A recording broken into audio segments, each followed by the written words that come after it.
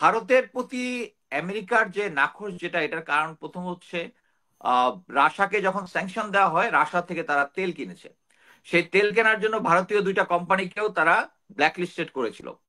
এটা আমাদের নিজেদের দেশের ইন্টারেস্টের জন্যই আমি মনে করি গভর্নমেন্ট সাপোর্টটা দিচ্ছে, এবং আমি এইটাকে সম্পূর্ণভাবে সাপোর্ট করি।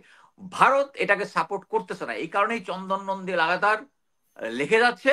এবং আজকে কলিমুল্লাহ স্যারকেও দেখলাম একই জিনিস বলতেছে। এটা কিন্তু তাদের রেমিটেন্স প্রবাহ কিন্তু বন্ধ হয়ে যাচ্ছে।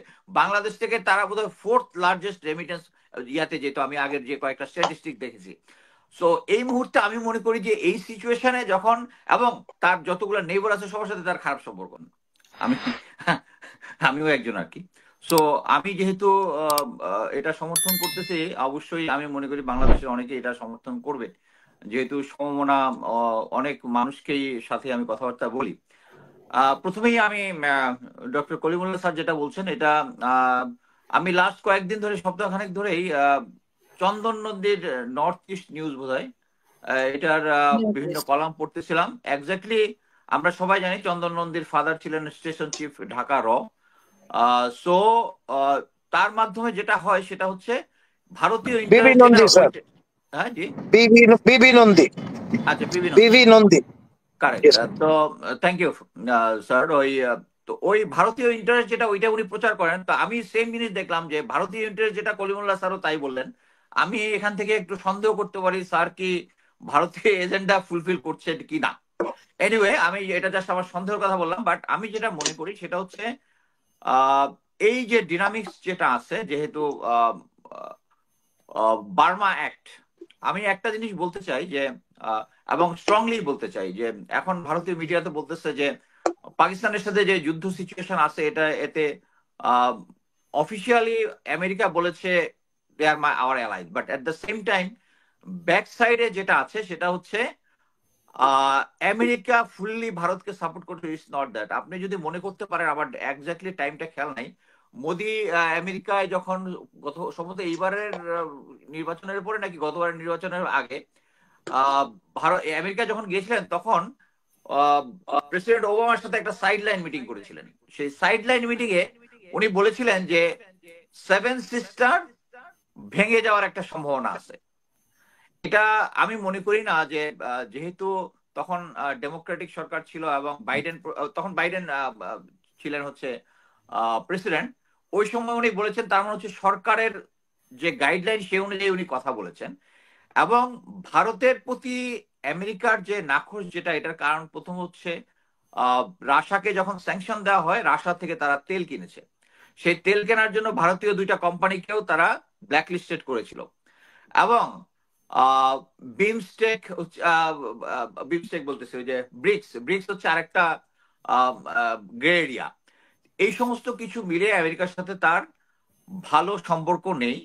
এবং এর মেইন কারণ হচ্ছে শেখ হাসিনার সময় আমরা সবাই জানি যে আমেরিকার একটা বার্মা অ্যাক্ট আছে। তারা ইচ্ছা করে মায়ানমার অ্যাক্ট নামটা রাখে নাই, তারা রেখেছে বার্মা অ্যাক্ট, বিকজ তারা সেই পুরো আগের বার্মা ওই ইয়াটাকেই তারা সাপোর্ট করে এই কারণে।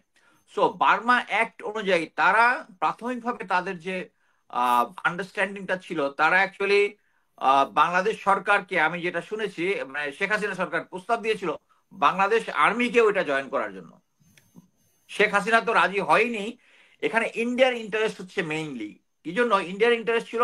আমরা মায়ানমারের সাথে যে ডিপ্লোমেসি, এটা জাস্ট ইন্ডিয়া আমাদেরকে যেটা বলেছে ওইটাই আমরা করেছি। এটা নিয়ে আপনার শো ছাড়াও আরো বিভিন্ন জায়গায় আমি কথা বলেছি। সেটা হচ্ছে এই যুদ্ধের মধ্যে প্রায় 300 লোকজন এসে বাংলাদেশে আশ্রয় নিল, আমরা তাদেরকে জান্তা সরকারের কাছে পাঠিয়ে দিলাম।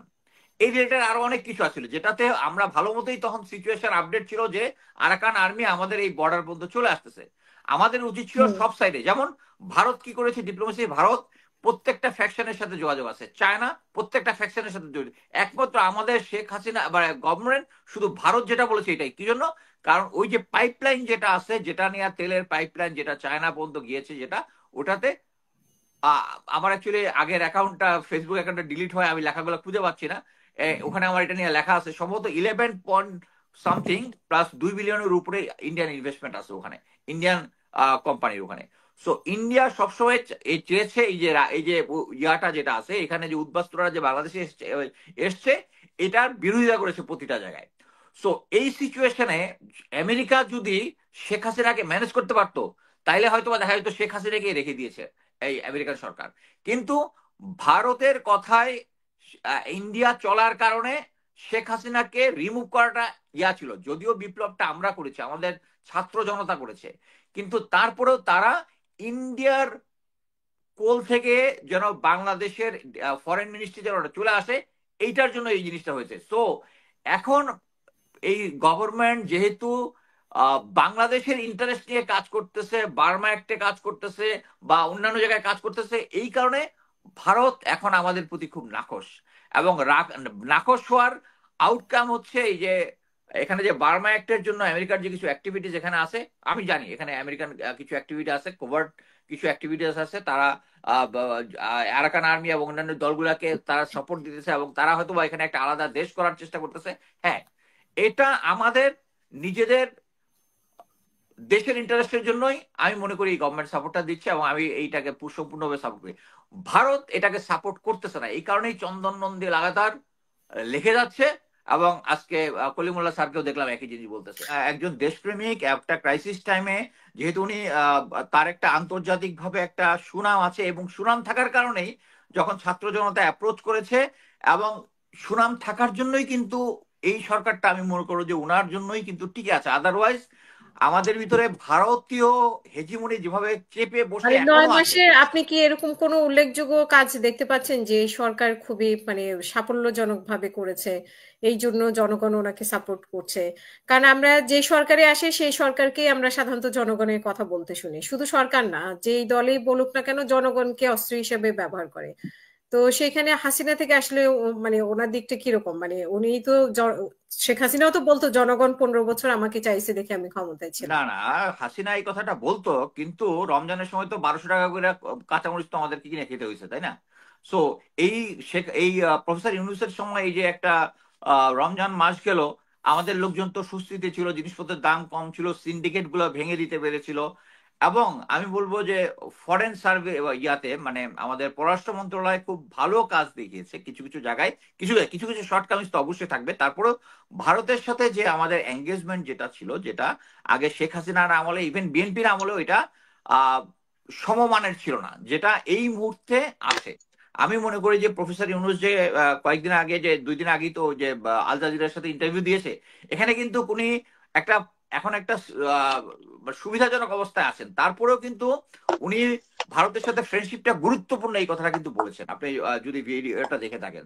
সো আমি মনে করি যে উনি স্ট্রংলি উনার গ্রাউন্ড ধরে আছেন, but with humble words. So ওই পররাষ্ট্রনীতি মনে করি যে বাংলাদেশের জন্য সঠিক পররাষ্ট্রনীতি। যদিও ভারত যতই আহ একটা বাংলাদেশের প্রতি হোস্টাইল অ্যাটিটিউড দেখাচ্ছে, তাদের গদি মিডিয়া আমাদের এগেনস্টে আছে, কিন্তু এট প্রেজেন্ট সবকিছু মিলিয়ে কিন্তু তারা নিজেরাই এখন বিপদে আছে। বিপদে আছে কিভাবে?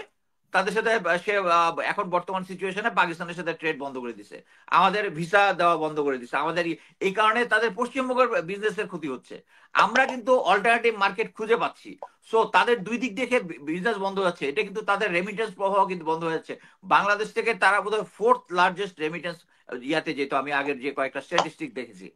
সো এই মুহূর্তে আমি মনে করি যে এই সিচুয়েশনে যখন, এবং তার যতগুলো নেইবার আছে সবার সাথে তার খারাপ সম্পর্ক, সো এই মুহূর্তে আমি মনে করি যে তারাই ব্যাকফুটিং এ আছে, কিন্তু তাদের কাছে ইজ ভেরি ইম্পর্টেন্ট। আপনার একটা জিনিস খেয়াল করে দেখেন, আমেরিকার যখন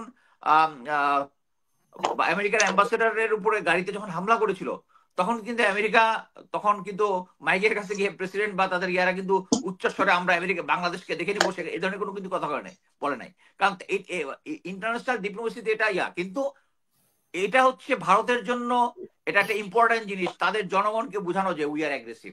বাট এট প্রেজেন্ট তারা ব্যাকফুটিং এ আছে আমি মনে করি, এবং তারা একসময় এই জিনিসটা বুঝতে পারবে এবং তাদের এই অ্যাগ্রেসিভ ফালতু পররাষ্ট্রনীতি তারা করবে বলে আমি মনে করি। যেটা বলবো সেটা হচ্ছে যে ভারত বাংলাদেশের কাছে যেটা চাচ্ছে এখন, সেটা হচ্ছে আহ, আমরা একটা ইনভেস্টিগেশন করতেছি বিডিআর পিলখানা নিয়ে, এবং বিডিআর পিলখানা নিয়ে অনেকেই ভারতে ইনভলভমেন্টটা আছে। এবং যে জাতিসংঘের যে ইনভেস্টিগেশনটা হয়েছে এবং এরার প্যারালালি বাংলাদেশে যে ইনভেস্টিগেশন হয়েছে, এখানে ভারতীয় নাগরিকদের অস্ত্র হাতে পুলিশের পাশাপাশি গুলি করতে দেখা গেছে। এই জিনিসগুলো যদি আন্তর্জাতিক আদালতে নিয়ে যাওয়া হয় তাহলে মোদি মানে শেখ হাসিনার পাশাপাশি মোদি উইল বি ইন ইয়া মানে তার এগেনস্টেও চার্জশিট আসবে। এবং এই জিনিসটা যদি হয় তাহলে ভারত একটা সিরিয়াস ব্যাকফুটিং এ চলে যাবে। সো এই জিনিসটাকে মানে বাংলাদেশকে জেনারেল ওয়াকার এবং অন্যান্য যে স্টেক হোল্ডার আছে তাদের মাধ্যমে প্রেসার দিয়ে নন কোঅপারেশন করে ওই জিনিসটাকে রাজি করানোর একটা ধান্দাতে আছেন। এবং প্রফেসর ইউনূস আমার জানা মতে এখন পর্যন্ত ভারতের এই প্রপোজালে উনি রাজি হচ্ছেন না, এবং এটার কারণেই তারা এত হার্ড লাইন দেখাচ্ছে। সো আমি মনে করি যে এখানে অ্যাকচুয়ালি তাদেরকে আর মানে আন্তর্জাতিকভাবে ভারত এখন আমি মনে করি কোন ঠাসা, ভারতের সাথে তাদের এখন মুখ রক্ষা করতে হচ্ছে পাকিস্তানের সাথে যে সিচুয়েশনটা হয়েছে ওইটা, এবং এট দ্য সেম টাইম প্যারালালি মানে আমি অ্যাকচুয়ালি কোনো যুদ্ধ চাই না, বাট ভারত পাকিস্তান যদি যুদ্ধ লাগে এটা আমাদের জন্য ডিপ্লোম্যাটিক একটা ভালো সিচুয়েশন হবে আমি মনে করি।